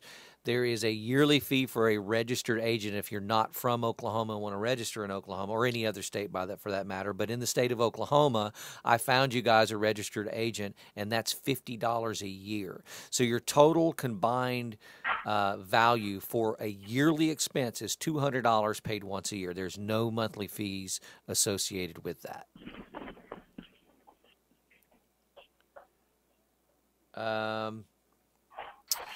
So does anybody have anything else before I do one final thing and we close? Yeah, Jimmy, I'm sorry. I got one last question, and this unfortunately goes back a little earlier. But if we're truly going into a bear market, and you're saying we're following those same trends, once we go from the bear to the bull, that'll be very easy. to be able to pick and just ride them. Will we be able to ride on the way down also if we're Oh, but yes, baby. Yep. Yep, absolutely. For some days. We're talking. The thing about it is once the market begins to tank, first of all, if history is anything, they will never say the word bear market on a television show, a news channel, and a website. They'll never say that word, okay, until it's over. They just won't say it because it's too scary. But we will be in it. You'll know. We'll tell you if you can't figure it out for yourself. And when we officially go into a bear market, there won't be any getting to the party late as far as a put position will be in for. You can say, okay, well, that one's tanking, put, and it won't matter what it is. You'll be just like throwing darts at a dartboard, man. There won't be no such thing as well, I got in late to the party there. You'll just be able to get into a put and ride that sucker down. What? So hopefully, I truthfully believe, and this is largely speaking on actual spiritual faith, based on some recent things that have went on. I firmly believe that we will be in a position before that button is pushed. I just believe that. I think it'll be all right. You watch and see. You hide and watch. Because I think we are gaining on a daily basis the ability to read and understand what the market is doing. Tanner, do you concur? Absolutely. It's like night and day from when I started until now, and so it's to the point where get up of a morning and go, I think it's going to do this today, and crazy enough for it to turn around and do it, you know. And so and that's we will almost, and I hate using the word certainly, but because there's so many things uncertain, but we will almost with certainty be in a position already before the bear market begins to take advantage of it. And then, like Jimmy said, it's pretty much like throwing darts at a dartboard. Now, it doesn't mean that every stock is going to be going down, because there will be some stocks that their numbers are just so good, and the people who are playing them, there's enough people playing them that they're not going to go down. So pretty much the only question to ask yourself, is it in a downtrend? If the answer is yes, you're in a pretty good position. Yeah. And so if you can identify a downtrend, you're going to be doing really, really, really good. So, and I can't wait until we get to that, because in all truth, and this is just throwing something out there for everybody, we are trading in the most difficult period of time that you could possibly trade, and having some success at it. So if we're learning in the most difficult time, when it then becomes easy, all we have to do is remember the few simple rules about getting in and getting out and why and all this, and we're going to make money. So I can't wait until it may be a few more weeks before we actually say, hey, by the way, we're in a bear market, until we announce that. But because the market still has a couple more things to do, and Jimmy and I have had some rather in-depth conversations about the psychology of turning a bull market into a bear market, because it really is psychological. And this down correction, as the news is calling it, that we just had, is the first step. So it's the first step. There's two more steps plus a whole lot of other conditions that have to be met in order to go into a bear market. And when we see those, we'll be going, hey, this is it, guys, you know. So it'll be an exciting time, and I can't wait until we can actually do that with you guys, and do that in our businesses, and get into something that's a little more normal. So All right. Does anybody have anything else before I do one more thing and close?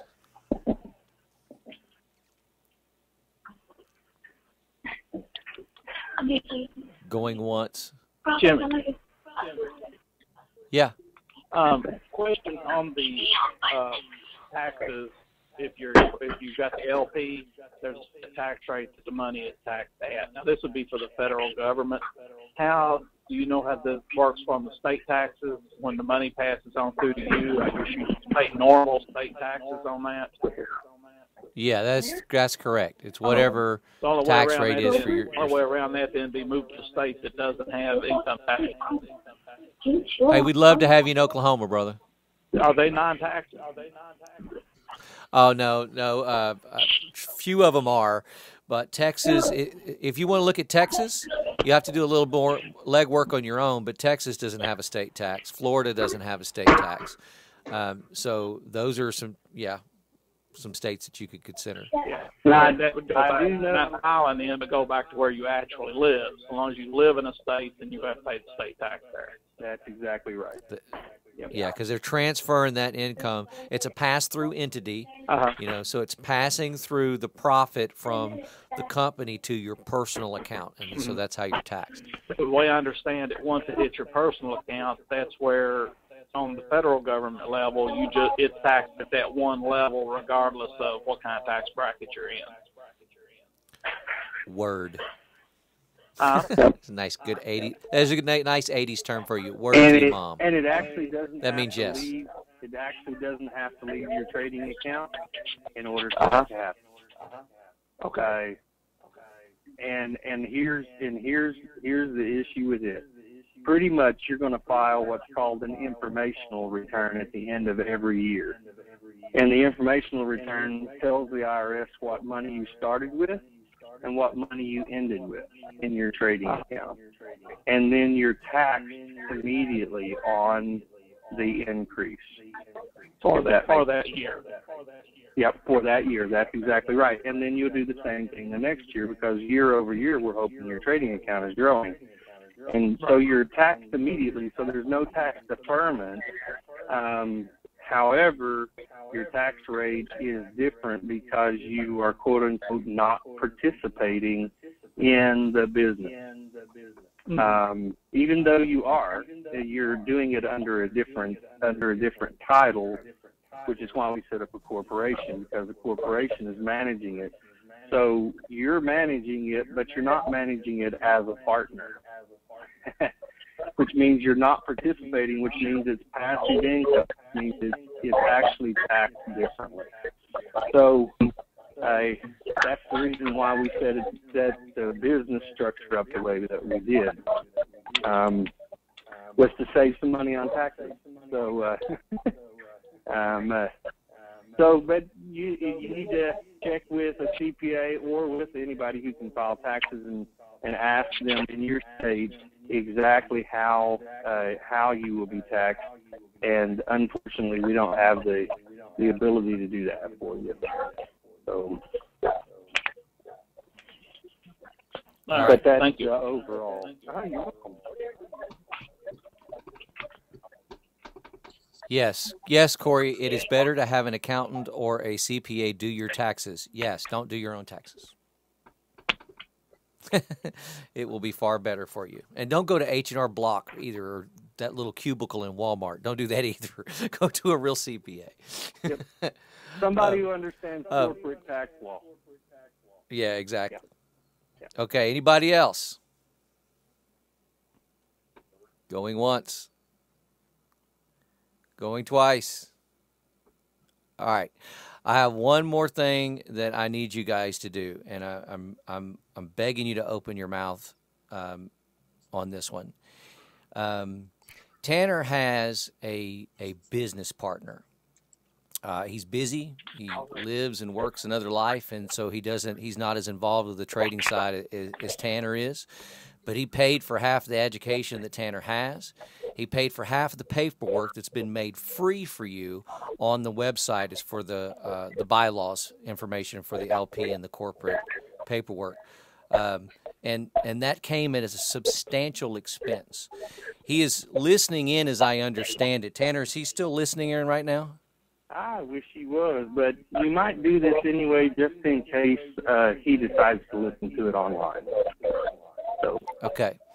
I would like for you guys to explain what the whole Investing the Right Way program has meant to you in your own words. Does anybody want to step up and so he can know? Oh, I can start first, Jimmy, if you like. Go for it. For me, what it really means is a couple of things. I completely agree, and after we've talked, and I completely agree with where the country is going, and what my piece of that, even that whole problem is. And what it's really meant is it's giving me a chance to do more things for more people. That's my ultimate goal, is to be able to help more people through being able to have, not just live from day to day or paycheck to paycheck, or even, however you want to look at it, to be able to give back, to be able to do better for my family. And even though all our kids are grown, being able to make sure that they're going to be taken care of if everything really does go the way we think it's going to go in the next few years.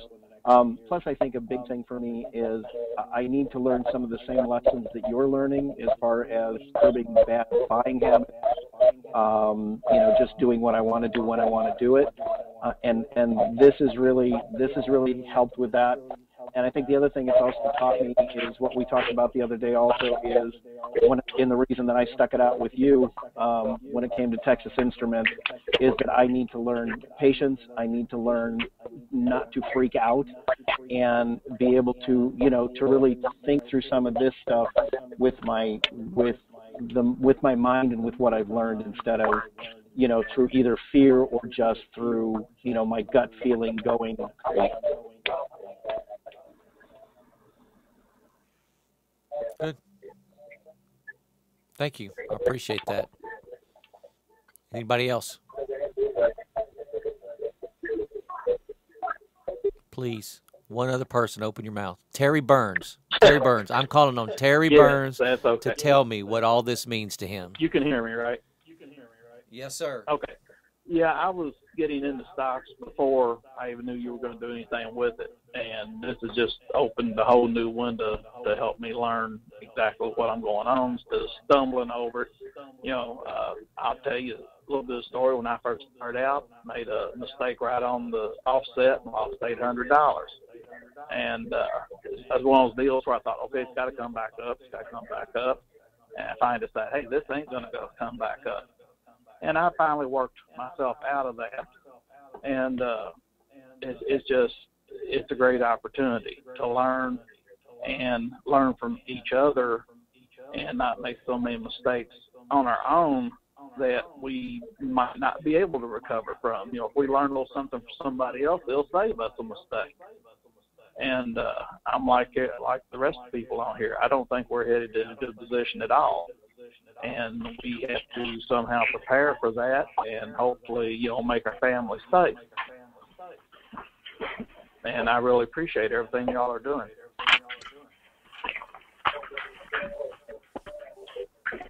All right.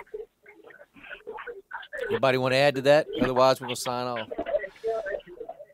It's coming. I don't know why Corey's not actually speaking to me. He says, I have to. Well, that's a long one. But I'm going to read it for the purpose anyway. It says, Corey says, I have to say that I agree with the overview of our world economy. I was kicked out of the U.S. Marine Corps due to medical reasons. I didn't have that time or ability to set things up in place for my family, especially for my 3 daughters and their education. I have a young family. I'm only 28, and I have nothing to show for it. I've been forced to take a job over here in Afghanistan to pay for my daily bills. I need to get things set up, my spending, my habits, my nest egg set up for the future for my kids, and I have no clue how to do it. I looked at this website, being a follower of Jimmy from his Photo Tips podcast, and believe this to be a very good place to learn and hope to at least get on that path. Oh, cool. Hey, Jimmy, just to add to that, you guys probably take the intimidation of the market away, and it helps us. Good. I could tell you that Tanner and I have faced that intimidation head on, and I personally have cried over it so that you won't have to. Well, I've still cried, but That's funny.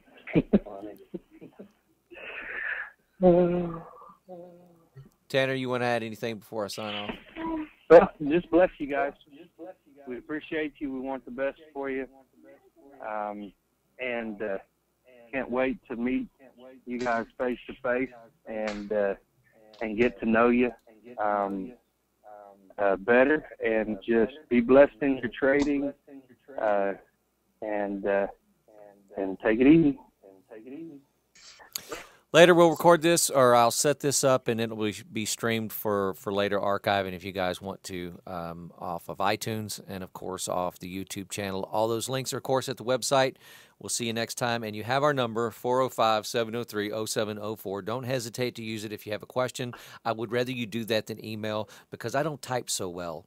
So thanks. Peace out. We'll see you next time. Yeah, bye-bye.